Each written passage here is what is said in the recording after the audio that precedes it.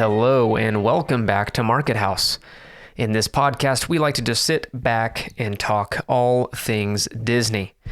And let's just start off and let's talk about the week. This one has been much calmer. If you listen to last week's episode, you'll know that we went through quite the experience with a broken down car and down to one, but that is proceeding nicely. I think we found one. I'm not sure yet, waiting for it to come in our area. It's being shipped and going to take a look at it, but that is good news. So a lot less stress on this end in this week. But the smoke is back. And again, like I mentioned before, we live in Sacramento, and the smoke from the wildfires likes to settle in the valley here, and it is back. And it looks like this one that is burning now, which is located in the Redding area, was started by some lady. She was arrested. They saw her walking around the forest with like a lighter, and she was acting all erratic. So I hope they just throw the book at this lady, because she's causing a lot of people a lot of problems, and not only are homes and buildings burning down, but it's affecting people's ability to breathe all across the state. So so that's what we're dealing with. Again, if you live in California, you understand the pain, but hopefully they get that under control soon so we can get rid of this dang smoke. But with all that said, let's turn to more positive things and let's talk Disney news.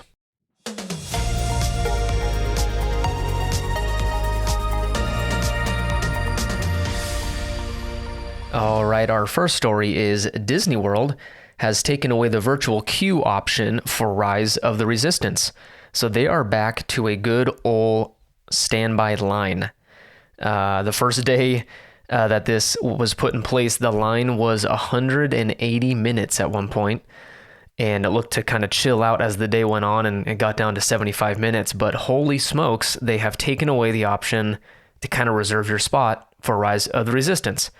Now, I think this is in response to people. There's been a lot of people on social media, and I think writing into Disney, that are just tired of the kind of frenzy you are in at 7 a.m. to reserve a time. I think there's pros and cons to both options, whether it's there or not. When it's there, yes, you have to wake up at 7 and frantically, bash your phone in with your finger, trying to, click that button. But it also saves you from standing in line for over 2 hours. So I'm not sure which one I prefer. I don't know if I'd wait that long. I mean, again, it's a fantastic ride. Absolutely love it. It's the best one, period, at any Disney park. But 2.5 hours, that's a giant chunk of your, no, that's 3 hours. No, that's 3 hours. There's no way. There's no way I'd wait in line for 3 hours for that ride. Again, it's great, but not 3 hours worthy. But so, I don't know. Again, I think this is what happens when you complain, because Disney listened and said, okay, we'll take it away. And now you get to wait in line for 2.5 to 3 hours. So, again, something to keep in mind if you're planning an East Coast Disney trip. There is no virtual queue, currently over there. But they said they will bring it back when needed. So I'm assuming during holidays or insanely busy, summer weekends, that they will, activate the virtual queue option again, and you'll have to reserve a time. But it looks like it's, I'm assuming till the end of the year, it's going to be standby only. So good luck, folks, trying to get on that ride, because it's going to be a frenzy. Next up, we have the new Space 220 restaurant in Epcot has opened. This opened on September 20th, and it is a completely original story, kind of themed restaurant. So this is not tied to really any previous IP. It's not like, Lilo and Stitch's Space Cadet restaurant, or, the only association with another ride or IP is it's in the same Mission Space Pavilion. So it's right next door to Mission Space, and you can see it, I think, in the video when you're supposed to be going up the space elevator. You can see Mission Space right there. So that's the only really association with another ride or movie or whatever. But other than that, it's original. So you're not going to see, again, any Disney characters up there. So I that's super cool to me. It's completely new, right? I think we're used to having a new movie coming out, they make a ride about it or whatever, or a restaurant, a Tiana's Place or something. It's all tied into previous IP, but this is a completely original story. So I think it's pretty sweet. Let me kind of tell you, read the description. Jeez, can't spit that out. Of the restaurant, so you know what to expect and what it's like. So embark on the ultimate culinary exploration from this new expansion of the Mission Space Pavilion. Step inside Space 220, featuring a celestial panorama from a space station for a delicious meal. To begin your journey, board a special space elevator that will ascend to the stars. Along the way, viewports will give you an aerial view of Epcot as you travel high above the planet. As you dine, peer out and enjoy amazing daytime and nighttime views of Earth from 220 miles up. Sorry for those random pauses. I was spaced out there. So I'm like, nighttime views of Earth from... so yeah, that's where the name comes from, 220 miles up. That's where you're supposed to be, kind of hovering above Earth, connected to the space elevator. And yeah, to get to the restaurant, you have to go in said elevator, and it looks like you're shooting up into space. So again, pretty sweet. Kind of pricey, of course, like any Disney themed experience. It's $55 per person at lunchtime and $79 per person for dinner. So not a cheap experience, but a unique one. It's pretty fixed menu. So you can't order a la carte or anything. I think the only option you have if you want to do something like that would be to get seated at the lounge, which is like a bar, and you get to have kind of appetizers and drinks, but you can't get any of the main courses. So the food looks pretty sweet. We did watch some videos on YouTube, so we totally cheated and already saw some of the footage from the restaurant, and it looks pretty good. Again, for that price point, I don't know. I think I'd want it to kind of blow my mind a little bit, but yeah, I think if you're seated next to the windows, right, you're supposed to be looking out on Earth. You can see like astronauts floating by and spaceships coming and unloading things, and it's pretty cool. But there's a second tier of seating that you can be seated at, and it's kind of distant from everything. So I would be kind of bummed if I was seated up there, because I'd feel removed from, why you went up there in the first place, which is to look out and see kind of this fake space thing. But it looks like if you kind of get stuck in the corner in the back there, that it looks like a regular restaurant. So you're paying basically a premium to be without really any payoff. So again, I think if you request, I don't know if you can even request where you're seated, because I'm assuming everyone wants to be seated next to the windows. But yeah, I mean, it's a pricey kind of thing. I think we'll definitely try it, but I don't know if it'll be like an every trip deal, since it's such an investment. But something to look out. Again, if you're planning an East Coast trip and you want a kind of cool dining experience, Space 220 definitely deserves a look. Okay, we have more Merriest Nights news. This is the event that has never-ending announcements, because it feels like every week there's something new they're adding or changing or announcing. So looks like they're adding a Magic Key Holder event for the party. So Magic Key holders will have the opportunity to take part in a special dining event at Blue Bayou in New Orleans Square called New Orleans Holiday Party, where they will be able to take part in a Cajun-style culinary boil celebrating family and friends. I don't know what a culinary boil means, but I don't know if I'd like it. I'm assuming it's, New Orleans style food. I'm not a huge fan of that stuff. But if this is at all attractive to you, well, shoot, they added something cool to an event. So if you're a Magic Key holder and you want some kind of exclusive dining event on top of an already exclusive event, being the Merriest Nights, then this is right up your alley. So again, the way it's worded, it sounds like it's a paid experience. It's not going to be free, I don't believe. Very rarely do they add free things at Disney, but you have to be a Magic Key holder, and then you get access to purchase, I'm assuming, tickets to this exclusive dining event. So yeah, save your pennies, because $165 per person already to attend the event, on top of a paid, I'm assuming, expensive dinner at the Blue Bayou. You're looking at one expensive night. So Again, it's awesome that they're announcing more opportunities and fun things for Magic Key holders, but again, that comes with a pretty hefty cost, I'd imagine. So again, they don't really have much information. The only thing that they have is what I read, which is just the explanation or the description of the event. So, stay tied to Twitter or the Disney Parks blog, and I'm assuming they'll come out with some pricing and more details in the next couple weeks. Our final news story today has to do with World of Color over in Disney's California Adventure. WDW News Today, the worldwide leader in Disney Parks news. That's below their name, so I thought I'd read it and let you know that they are the worldwide leader in Disney Park news. Of course, everyone knows that. But no, they posted a short story. I don't even know if you'd call it a story. Just photos of the World of Color fountains being raised out of the lake at California Adventure. So it looks like they're performing some kind of maintenance, which leads me to believe that World of Color may be returning soon, which means we'd have another nighttime show option other than the fireworks to attend. So that would be so exciting because I think we already need another event. When we were there a few weeks ago, the fireworks show, of course, it's very popular every single time. But again, since it's the only nighttime entertainment, I mean, people started lining up at like 5 and, fireworks don't start until 9-ish.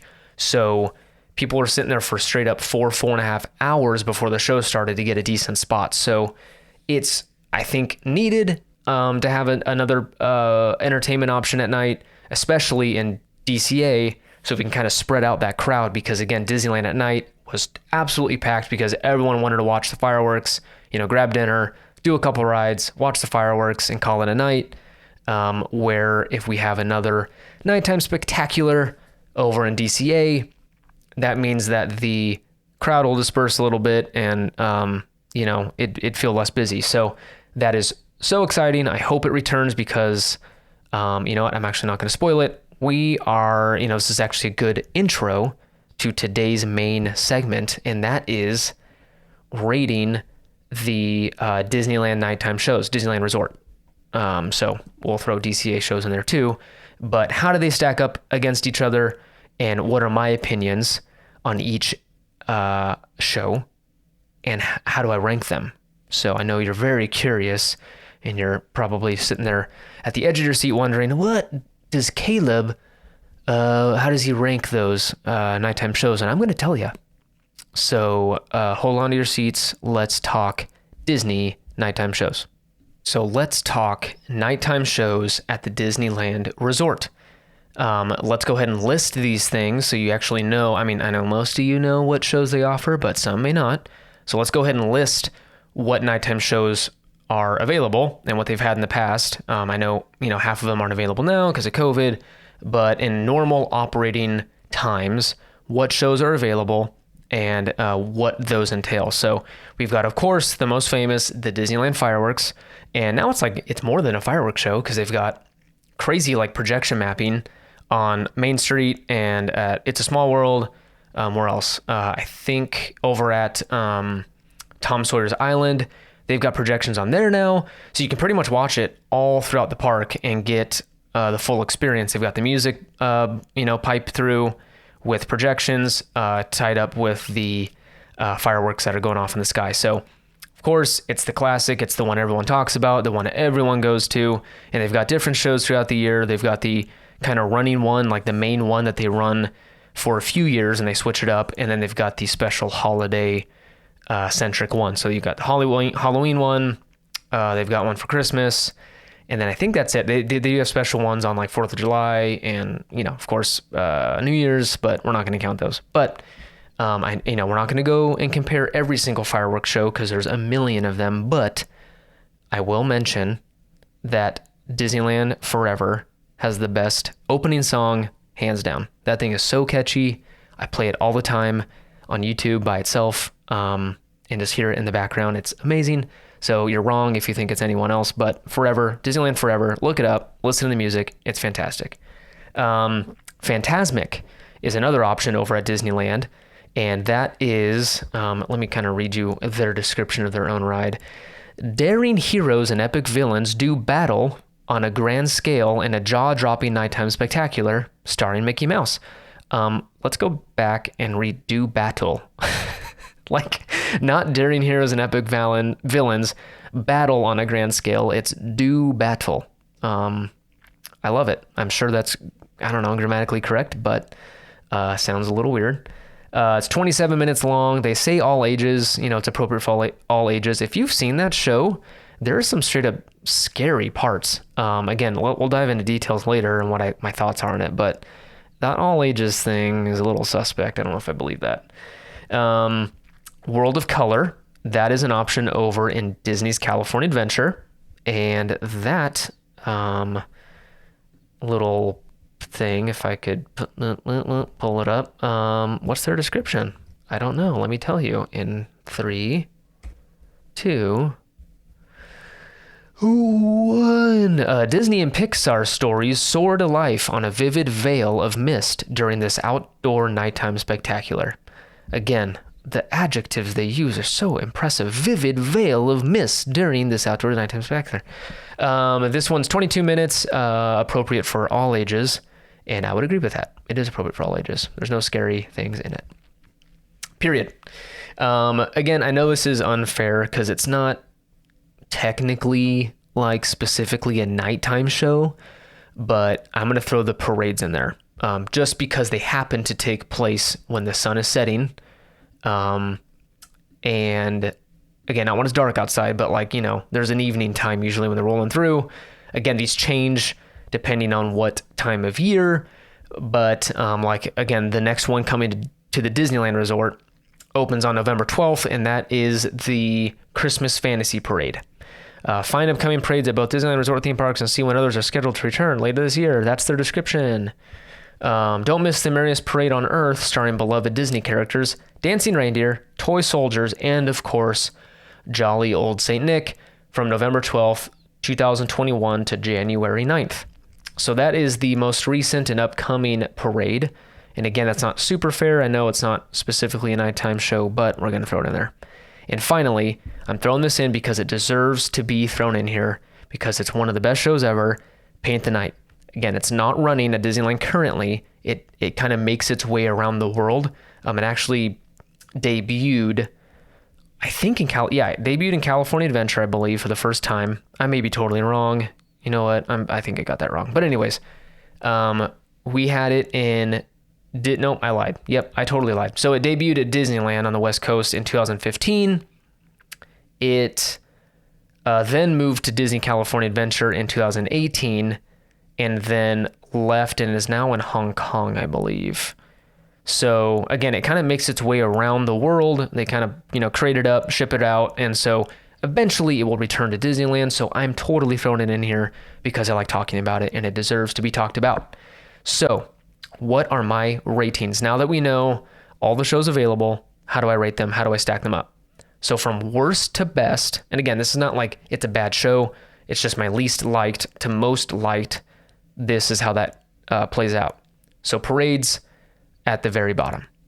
Again, I know it's not fair when compared to shows that were made for the dark, but even during the day, the parades are not super exciting to me. Now, I'm also not a 6-year-old child, but I really never find myself like wanting to stand and watch and you sit there and sweat for, I don't know, an hour while these things, these floats pass by. And again, parades are parades, right? I think it's hard to differentiate yourself when a parade is, again, I don't know. There's not much to do during a parade. So I'm not going to dive into much. I don't know. It's just not super exciting to me. I never watch them.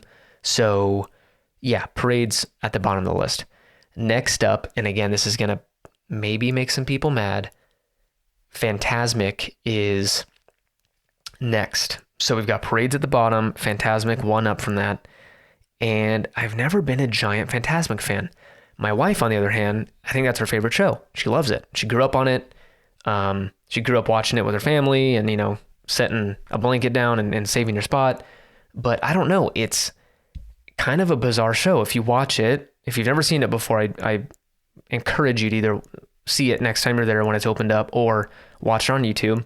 But there's straight up, a 7-minute music break in the middle of it with dancing elephants and this weird, like, horn section. And it's just bizarre. And it's super, super terrifying for kids.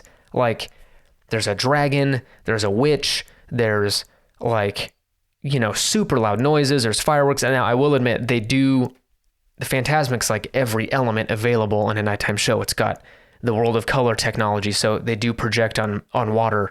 They've got fire, pyrotechnics. They've got fireworks. They've got live actors. They've got giant animatronics. So I will admit, that's cool. It does use every single, nighttime show factor that's available. But I don't know. The story, I don't understand it. It doesn't make a lot of sense. It's Mickey like beating evil or something.